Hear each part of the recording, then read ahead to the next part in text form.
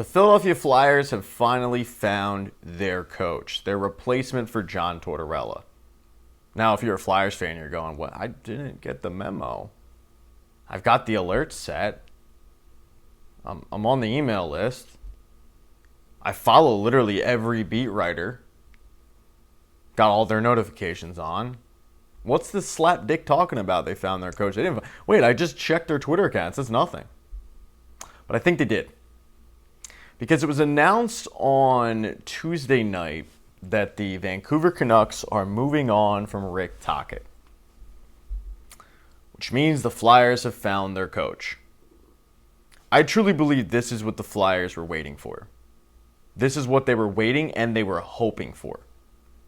And at this point, I would be shocked if Rick Tocchet is not announced in the coming weeks as the new head coach of the Philadelphia Flyers. Some things are just obvious in sports. Some things are just like the fit just makes sense. And this is one of those instances where the fit just makes too much sense.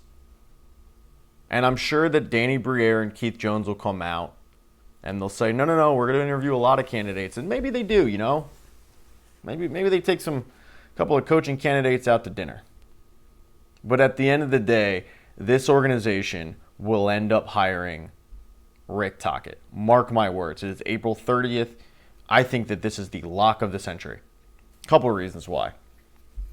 One of them being they just fired a guy in John Tortorella who was a hard-nosed coach.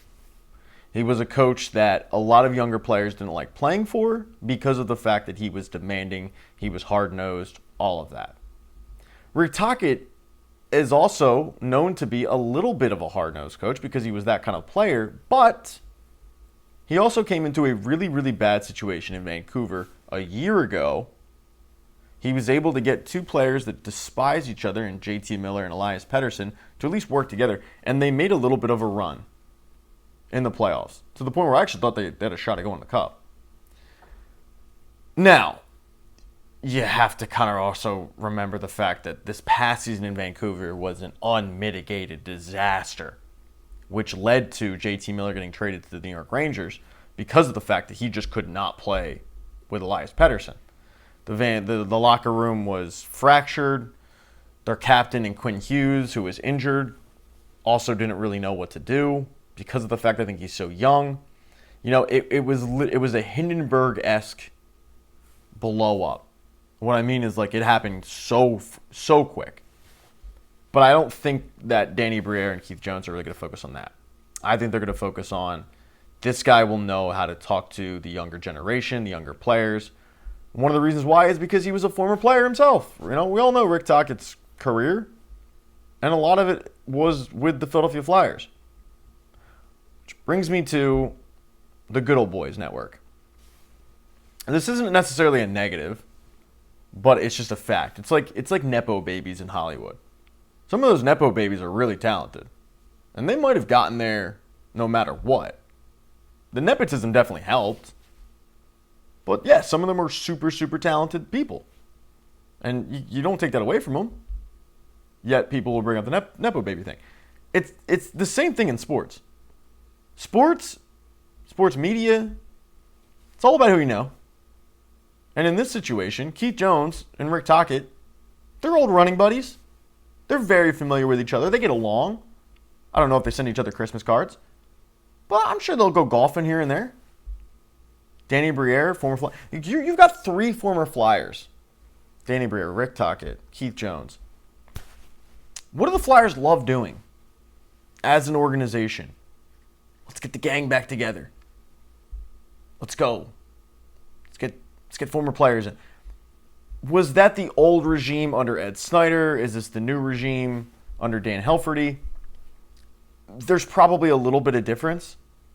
But at the end of the day, Keith Jones and Danny Briere are going to probably hire a guy they're more comfortable with, i.e. Tocchet, than go out there and get like a Mike Sullivan who just got let go by the Pittsburgh Penguins. He had a 10-year stretch in Pittsburgh. He won a couple cups there. But do they know Mike Sullivan? Are they comfortable with Mike Sullivan? Or do they want a guy that gets the, quote, Flyer way? And trust me when I say the Flyer way is very important to the organization.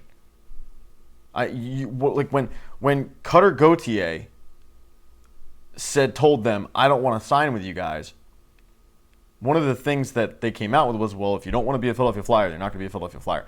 I believe, truly in my heart of hearts, that the reason why John Tortorella was let go was to send a message to the younger team, to the younger players, hey, the Flyer way is playing as hard as you can, no matter what, till the end of the season, not mailing it in. And after John Tortorella said what he said about, I'm not changing the way I coach for this team right now, I'm kind of just waiting for it to be over, that sent a negative message, even though you couldn't even blame him because the season was so bad. So I think that they want to get a guy that understands the Flyer regime, the Flyer way that hasn't won in, God, almost over 50 years. And that's why I think Rick Tocchet's going to end up being your head coach.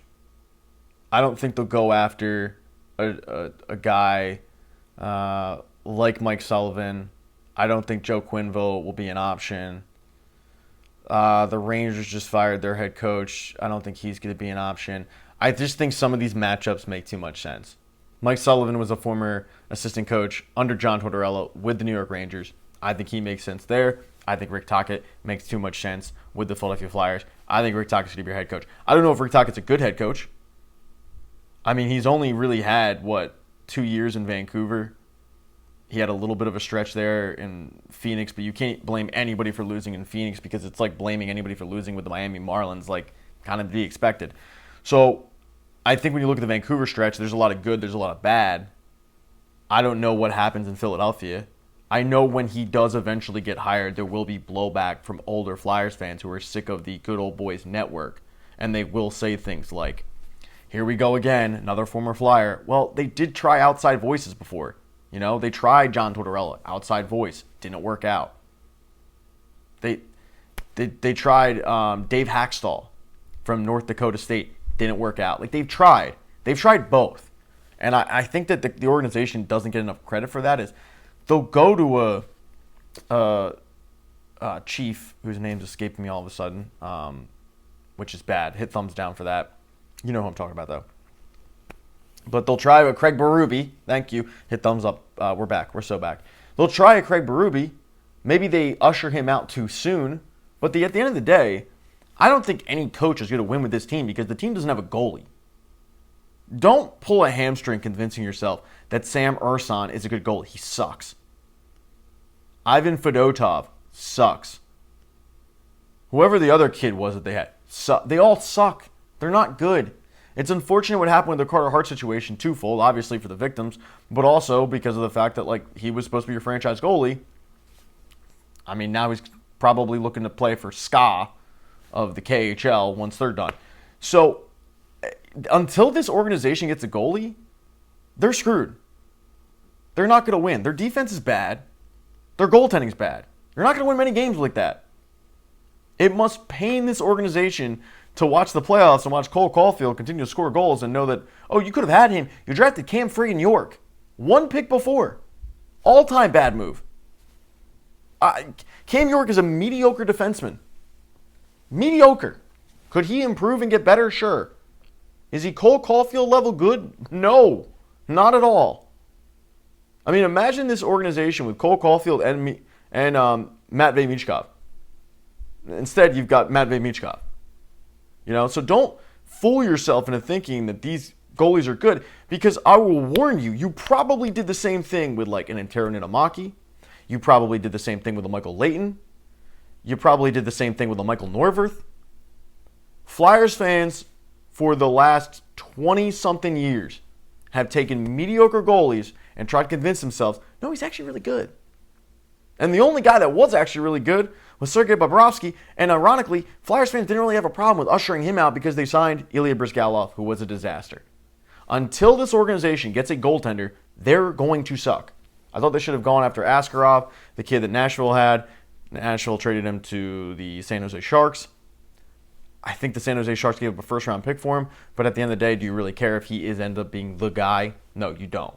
I thought the Flyers should have done that, knowing full well they were going to trade Scott Lawton, and they would have gotten a first-round pick for him. I thought they should have kind of foreseen that coming, and they should have given up a first-round pick some year. The problem is the Flyers didn't want to give up their first round pick. Understandably so, it would have been high, but they also had Colorado's first. Like, they had first round picks that they could have given up, and they didn't. I didn't understand that move personally, okay? But I think this is another example of the organization overvaluing some of their goaltending prospects or the younger goaltenders and not realizing these guys aren't very good. So no matter who gets hired, and it will end up being Rick Tocchet, it's not going to matter at the end of the day because the team needs a goaltender. And until they get that, they're going to suck.